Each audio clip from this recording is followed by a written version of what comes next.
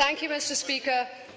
An emotional moment for me today, standing here addressing the House that both my grandparents, my parents, my brother have been a part of. I bow my head before Almighty Allah. मैं अल्लाह ताला की बेहद शुक्रगुजार हूँ. मैं अपनी party के chairman Bilawal Bhutto Zardari, president Asif Ali Zardari और पार्टी की सीनियर दीगर कायदीन को शुक्रिया अदा करना चाहती हूँ. खास तौर पर नवाब शकी अवाम और पीपल्स पार्टी की वर्कर्स की शुक्रगुजार हूँ जिन्होंने मुझे नुमाइंदगी का मौका दिया. Mr. Speaker, today we find ourselves in yet another challenging situation, as this year the government presents its budget at a time when the country is facing unprecedented unemployment, inflation, poverty, climate change, and other catastrophes. We all, as citizens of this fine country, had hopes and aspirations for this budget. We envisioned a budget, Mr. Speaker, that had at its core the needs of the people of Pakistan. A budget prioritizing the welfare of our farmers, our labourers, our working class. A budget that did not seek to benefit large corporations at the expense of the most vulnerable in our society. A budget which provided relief and redirected subsidies to the poor, to the farmers, to the labourers, to the working class. A budget that did not wish to make the rich richer and the poor poorer. A budget which sought to lessen the gap of wealth inequality. I ask you, Mr. Speaker, the budget is sitting before you. Do you think that these objectives have been raised in this budget? Do you think this is the budget that the people of Pakistan deserve? The people of Pakistan deserve better, Mr. Speaker, and we must work together to do better for our citizens.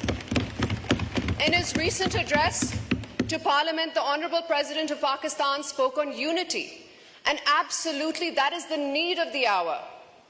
At a time when divisive politics threatens to harm our nation, at a time when people are polarized in their ideals, beliefs, and in actions, when differences are weaponized and disagreements settled with violence, it is imperative that we as elected members of this House rise above. Words like tolerance,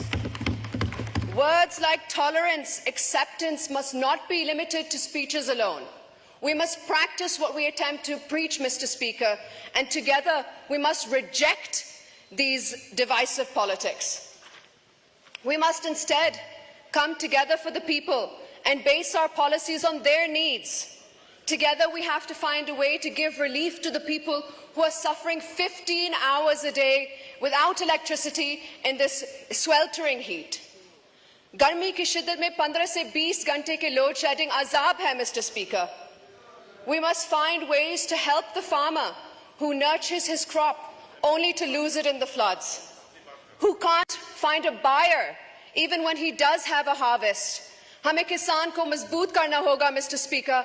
हमें उस किसान को सहारा देना होगा जिससे कभी सैलाब का सामना है, कभी तूफान का और कभी गंदम इंपोर्ट करने गलत फैसले का.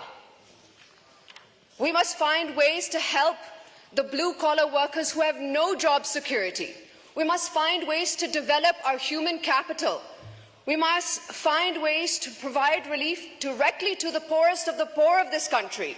Only then, Mr. Speaker, will we be doing justice to the work for which we have been elected for. I hope, Mr. Speaker, that we are able to see a new age in politics. I hope for a new beginning, one that allows us to work together for the prosperity and progress of our country and its citizens. Thank you, Mr. Speaker.